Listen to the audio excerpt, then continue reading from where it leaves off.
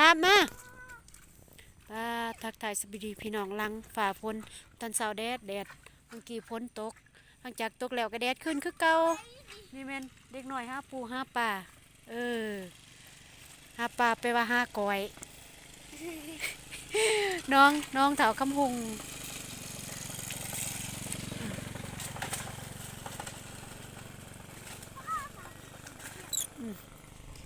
โจฮัดน้องสมอเบิ้งน้องอันพูดนะ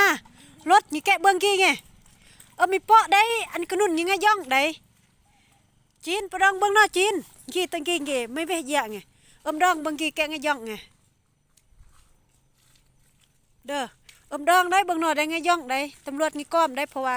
แต่เราคณะแห่ไว้สังยี่ดองบนไม่ดองบนติ่งจีนในกัดเบิ้งตัวตีบอลไม่ดองมันตีอย่างงี้เราจังยาอะไรเงี้ยกี่เด้บึด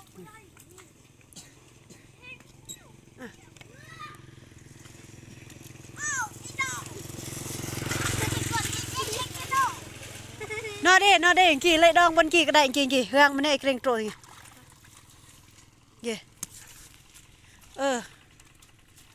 อยู่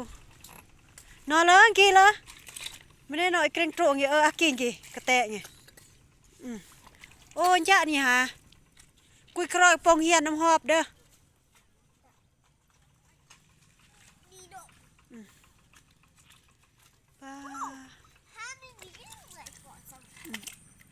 ผุดแดดเซยน้องพี่น้องนอตกบางหนึ่งผสมสีเศร้า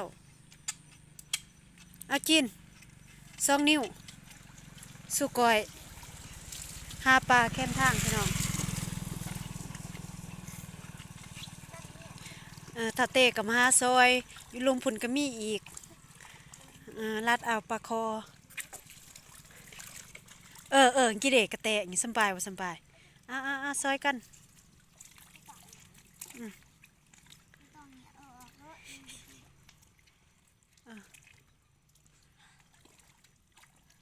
พอดีแกอำไม่โจแกตับอำไม่กระเด็นยายเกินแล้วแกประมาณ5 นาทีแล้วก็จูหุ่มเด้อจะเลยได้อันกี่ไงย่องได้อันกี่ได้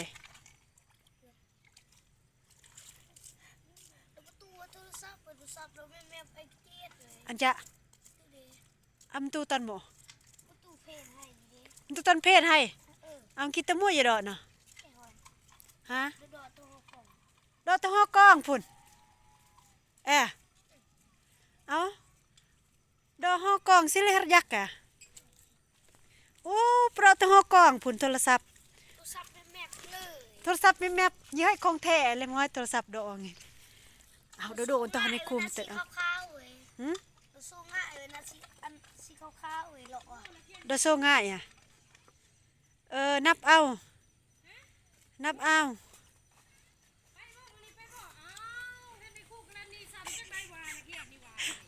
เยอะ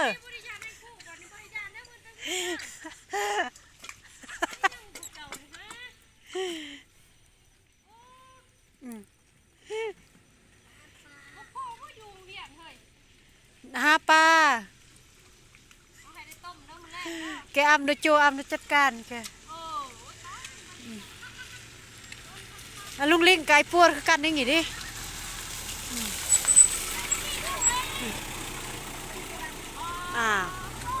สุก้อย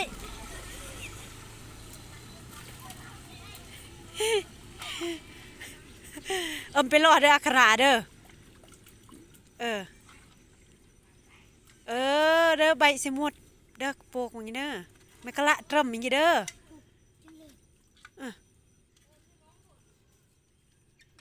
วิธีหาปลาคือจบคลิปเนาะไว้แกะจังกิสิโจสู้ให้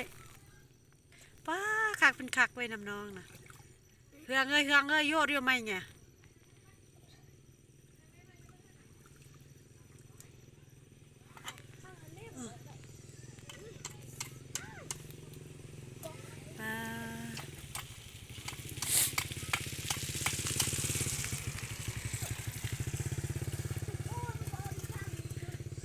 มันได้กันกระมวลตะเปิงไปหนองไงโอ้จีนน่ะพอสังเกตการณ์กระต่อดิตะนอวังดอกคักแลก็เลยเกลือบ่นอแซงบ่นอบัดเทาเตเด้เออ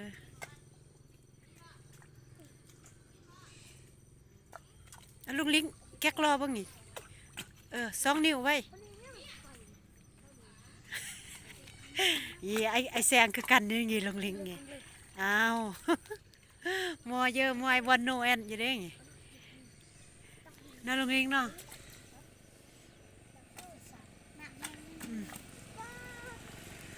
มัวอยู่เด้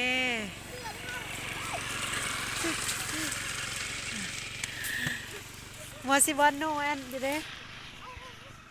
ป้า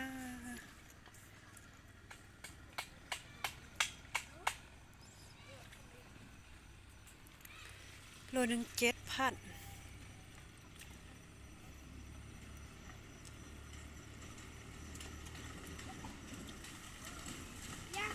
โอ้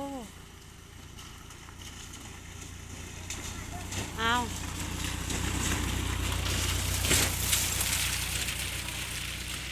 เอาสมาโจสนะวลานเก่ารออักขระเด้อคันบอลแตะหน่อยดองเบืองให้ยะหน่อยไม่สัง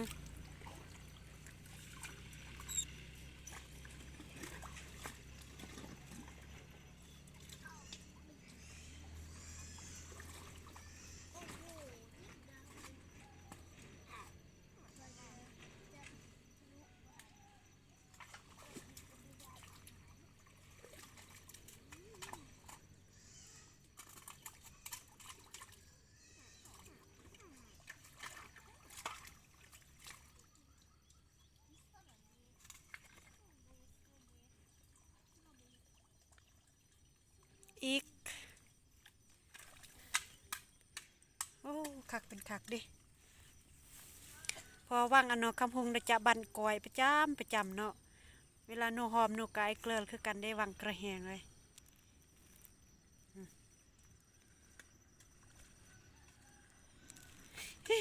ระวังรถดีดกันต่อเด้อ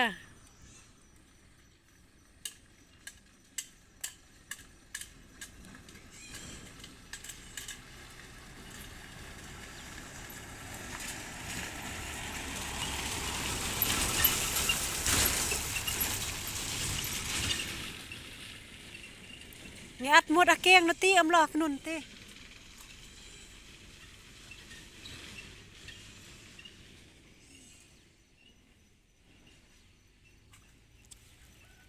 เรียบร้อ